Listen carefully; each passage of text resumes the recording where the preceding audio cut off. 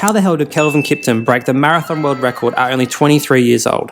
Hi, I'm Connor, I'm a physiotherapist, and I'd like to say that I'm a competent runner, but nothing compared to this bloke. In this video, I'll reveal the secret form tips that Kelvin uses to run really fast, and show how any level of runner can easily transform their running technique using them. But first, we need to figure out what level of runner you are. To ensure you know how to action these tips to improve your own running form, you'll need to record or find videos of yourself running from the side and front so that you can compare Kelvin's technique to your technique. I'll do this comparison for my own running technique as an example to show you. It has previously been thought that runners should start at shorter distances on the track and work their way up to the marathon over many years to ensure they have this first tip. But Kelvin seems to naturally display top level running technique at such a young age and with no track experience. This first tip that Kelvin uses is always the first thing that sticks out to me between sub-elite runners and elite runners, and especially Kelvin, who has such an aggressive running style. Hip extension and heel lift. Now, the recipe to run faster is to increase your stride length or stride frequency or cadence. Now, the problem with that is you can't increase your cadence forever. So elite athletes have universally adopted a way to increase their stride length, and this is through the heel lift. In this video, we can see that Kelvin has the same hip extension and knee lift pattern, which is helping him to run at 3:51 minutes per kilometer pace with ease. Here is a video of myself at the same pace to show you the difference. Now, I don't seem to have the same hip mobility and heel lift technique compared to Kelvin. You suck! What you can also see from my footage is that my back is starting to arch and my hips are starting to kind of tilt.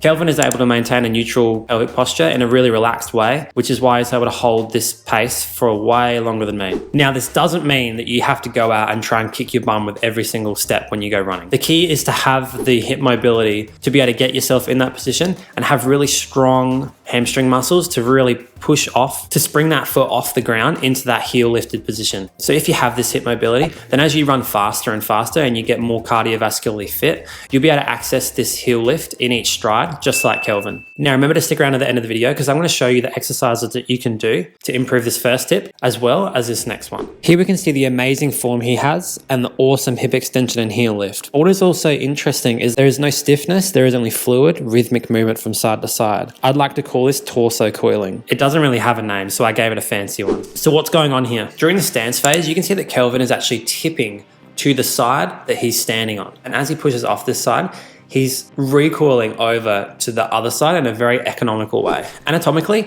it seems like Kelvin is accessing his lateral myofascial line, which is a long chain of muscles that runs down the side of your body and lower limb, and that helps you with hip stability when you're standing on one leg. In the book Anatomy Trains by Thomas Myers, there are some really cool dissections of all the different myofascial lines in your body that help to propel you through all kinds of different movements. If this chain is weak, what I often see is that the hip will drop on the opposite side of the stance leg, which is called a Trendelenburg gait. We will discuss later in the video how to train this lateral chain to improve your single leg stability. If we contrast this with the technique of Eliud Kipchoge, for example, who has a really bounding style, you can see that Kelvin has way more of this coiling from side to side as he takes each step. And contrasting this with myself, you can see that I don't necessarily coil from one side to side in this kind of lateral flexion. I tend to rotate like this in a really stiff and awkward way.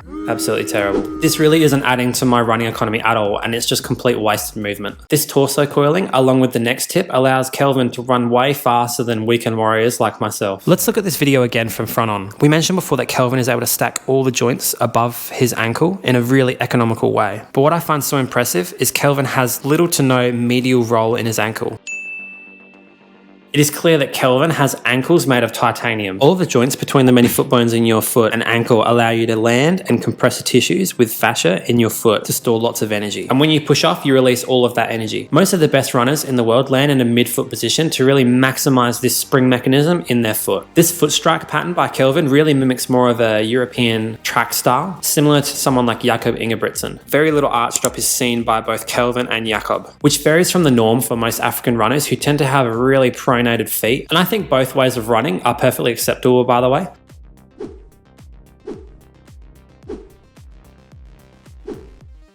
and clearly fast, as long as you're strong enough to withstand the forces through the medial ankle. Now, comparing this to myself, I also have that full arch drop on foot contact, and I also tend to roll to the outside of my shoe. And I'm guessing that my running style probably comes from wearing lots of minimalist soccer boots when I was playing soccer in my childhood. Now, all these tips add up to what we see as the final product, which is a fast runner with a lot of forward propulsion with each step. Kelvin does not bound from side to side like Eliud Kipchoge in that classic bounding style, and he doesn't rotate from side to side like casuals like me. Every single ounce of energy that he puts into each step goes to propelling himself forward and down the racetrack. Despite all of these technical tips, everyone's biomechanics are different, and Kelvin's technique might not work for you. But I think these 3 tips will universally improve anyone's running speed despite their style. But how do you work on improving these running tips? So here are a few simple and easy running exercises and mobility drills that you can do to improve your hip extension and heel lift, to improve your lateral line strength, and also your spring mechanism in your foot. To improve the mobility in your hip and also the strength, we'll need to work on this first drill, the lunge. When your back leg is placed on the bench like this, it's perfect to work on the mobility and strength of your psoas and quadriceps muscles. The better you get at this exercise, the better your leg recovery will be during the push-off phase when running. Now here's an exercise to improve the lateral line strength. Now I use the side plank to improve my lateral line strength. Another alternative for this exercise, I saw 209 marathon runner Stephen Scullion doing this in his videos. This is also a great choice. I actually think this one could be better for running as it's in a standing position. If you have plenty of time in your day to get some rehab exercises done, I'd recommend doing both. You should also be spending some time throughout the week working on your foot strength and plyometric ability. This is because your foot is the first thing that hits the ground, and so it's taking a lot of force in each step that you take. And so we want it to be as strong as possible. I'd suggest working on both strength and plyometric power each week. Single leg calf raises off a step is perfect to improve strength, and jumps to a box or repeated hops are also great to improve your springiness. You can also implement strides in your training program, as sprinting really helps you to push off with your toes and develop good plyometric strength. Now, these running form tips that we've talked about in this video are completely useless unless you watch the next 3 running hacks in the next video